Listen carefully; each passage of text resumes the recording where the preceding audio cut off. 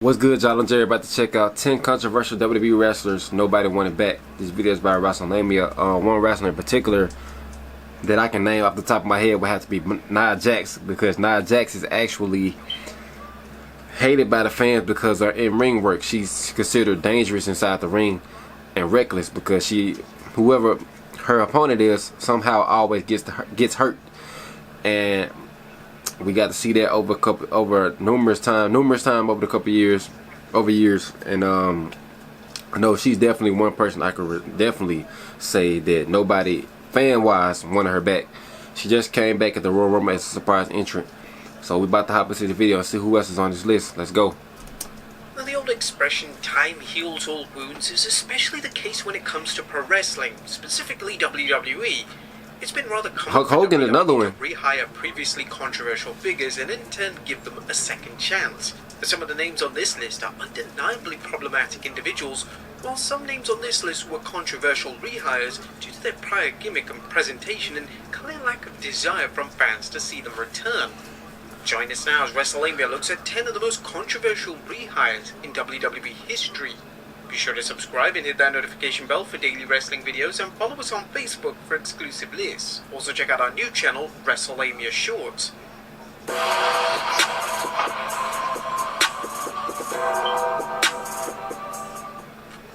Number 10. Braun Strowman. One of Triple H's first rehires upon taking over WWE Creative in 2022 was Braun Strowman. Strowman, during his first run in WWE, reached main event level status, and he even won the Universal title at WrestleMania 36. Now, the issue with Strowman was that he became incredibly cocky and egotistical the more success he attained. During the pandemic, Strowman took aim at independent wrestlers, and this was seen as a spit in the face to wrestlers outside the WWE bubble who were struggling to pay their bills and were insanely worried about their future. Strowman also seemed to take great pride in arguing with fans, and there's respect and appreciation from Strowman, which ultimately made fans realize that he wasn't exactly the nicest guy in the world.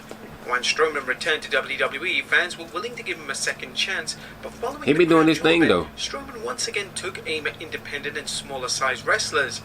However, this time wrestlers, including some from WWE, came together to call him out on his total ignorance. Number 9. Eva Marie.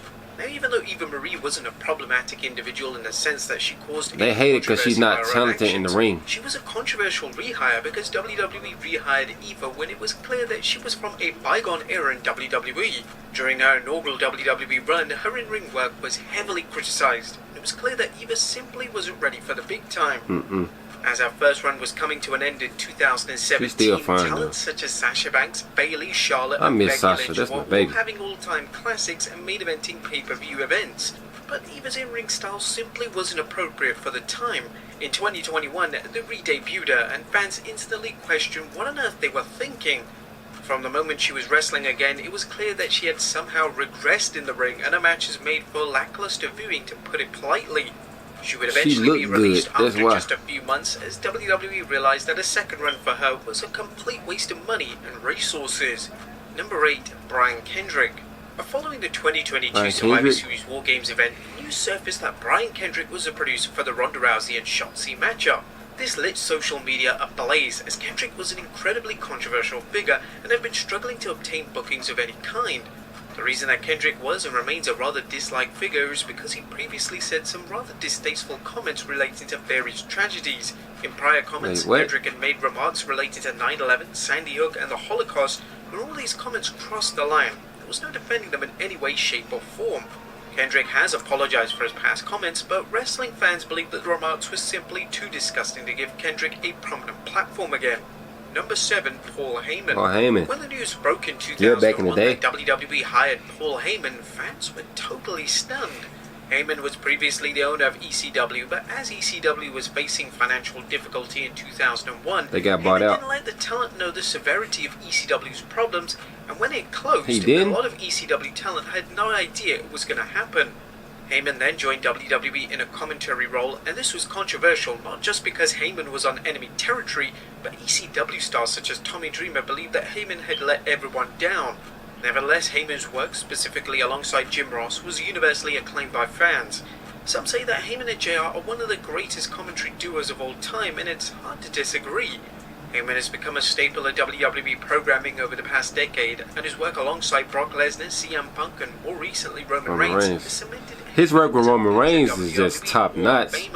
Number 6, that he really don't talk that much. He let Roman do all the talking. WWE in February 2001, her husband at the time, Jerry the King Lawler, decided to completely walk out of WWE.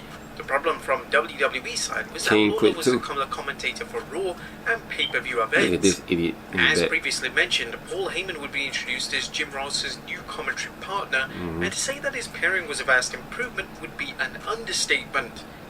Whilst JR and Lawler had legendary status as a duo, JR and Heyman just hit differently. Heyman offered a brand new approach to commentary because they was bitter enemies on the table. Applauded by fans. WrestleMania 17 featured Heyman and JR delivering some of the best commentary ever delivered, and Heyman's work during the pay-per-view set the template on how to deliver color commentary. Following the Survivor Series in 2001, WWE had reached an agreement to bring Lawler back to the company. And the issue here, and the reason for the controversy, was that JR and Heyman had such amazing chemistry, and now they were going to abandon the commentary team in favor of returning Lawler, who had walked out of the WWE. I mean, Jerry Lawler picked up where he never left off. He picked up where he left off. Fans questioned why WWE was so keen to bring Lawler back. Number 5, Eugene. Eugene's character was one of the most controversial characters. That character was just strictly for the Ruthless Aggression era. It wasn't supposed to be in this era. The character was labeled as insensitive and exploitative by many. Yeah. In 2009, WWE decided it wouldn't last in this era at all. Questionable decision, as it was PG at the time, and a character as controversial as Eugene on a PG product wasn't going to go down so well. Eugene would wrestle just one match on TV in 2009, which was a losing effort against The Miz. Upon his return, Eugene got no reaction from the audience, so it was evident that the crowd had no desire to see him make a comeback. The former tag team champion would be released in just a matter of days after his TV return, as former chairman Vince McMahon reportedly wasn't pleased with Eugene's physical appearance. Number 4, Alberto Del Rio. WWE pushed Alberto Del Rio to the moon upon his main roster debut in 2010. Del Rio would win the 2011 Royal Rumble and would proceed to have several title reigns. He would depart from WWE in 2014 after it was reported that he had slapped a social media manager for making an insensitive joke. Upon Del Rio's work in various other companies, he began to obtain a reputation for having a terrible attitude and seemed to have issues with people no matter what company he landed in. In 2015, they made the decision to bring Del Rio back, which was a questionable decision, but WWE and fans were willing to give Del Rio the benefit of the doubt and hoped he would mellow out. Around this time, Del Rio began to date fellow WWE star Paige, and it later surfaced that Del Rio had been putting Paige through physical and mental torment. These claims presented by Paige were supported and corroborated by another woman that Del Rio had previously dated. Damn. By the end of 2016, Del Rio was completely done with the company, as he believed he had been mistreated from a creative aspect. I wanted to see CM Punk be on this list. It was a huge deal in the grand scheme of things. Once Del Rio was finally out of the door, stories began to surface surrounding Del Rio's behavior related to domestic violence. It was evident that WWE had dodged a bullet by distancing themselves from the former champion. Yeah. Number 3, the Ultimate Warrior. During his initial run in WWE, the Ultimate Warrior made several enemies within WWE. He did. Warrior seemed to rub everyone he worked with the wrong way, and he was involved in numerous scandals, including holding Vince McMahon up for money back in 1991.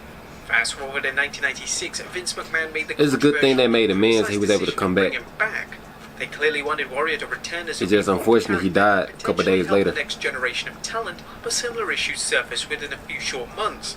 They were forced to terminate Warrior's contract after he had missed several house shows, and Warrior would then proceed to claim that WWE had breached their side of their written agreement.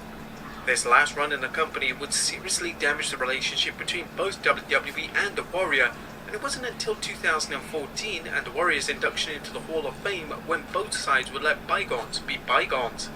Number 2, Jeff Jarrett. Well, the wrestling world was stunned in 2018 when Jeff Jarrett returned to WWE to enter the Hall of Fame. Shortly after his Hall of Fame induction, he was hired as a backstage producer, and this was one of the most surprising rehires in recent memory. Jarrett and Vince McMahon were mortal enemies following 1999, as Jarrett had infamously held up McMahon for money at the No Mercy pay-per-view. Following his departure from WWE, Jarrett would eventually be one of the founders of TNA, which acted as an alternative product to WWE. McMahon and Jarrett were both willing to put their negative past behind them, and since Jarrett amended his relationship with WWE, he's taken on a number of roles, including a vice president role, which Jarrett had between May to August 2022. And number 1, Hulk Hogan. The reputation of Hulk Hogan was altered forever in 2015 when it surfaced that Hogan had gone on a racist rant back in 2012. Included in this rant was the use of the N-word, and fans of Hogan were in total disbelief that their childhood hero was an utter racist. WWE did the right thing by cutting ties with Hogan, and they even removed him from the Hall of Fame. Hogan proceeded to offer forgiveness and ultimately blamed his upbringing for the racist rant. As fans know, as well as fellow wrestlers, this excuse simply wasn't valid. That's not a great excuse, Hogan. They began to reintroduce Hogan back into the WWE family, and this included he was just there last Monday. Hall of Fame. This was a decision which received widespread criticism. Whilst WWE likes to glorify Hogan as a wrestler, the damage is already done, and Hogan's reputation as a human being is never going to be the same again. But there you have it, folks, the 10 most controversial rehires in WWE history. Be sure to leave your comments down below. Alright, y'all, great video, man. Let me know down below in the comments of what y'all thought of my reaction to this video. Like, comment, subscribe, and I'll see you next time. I'm out. Peace.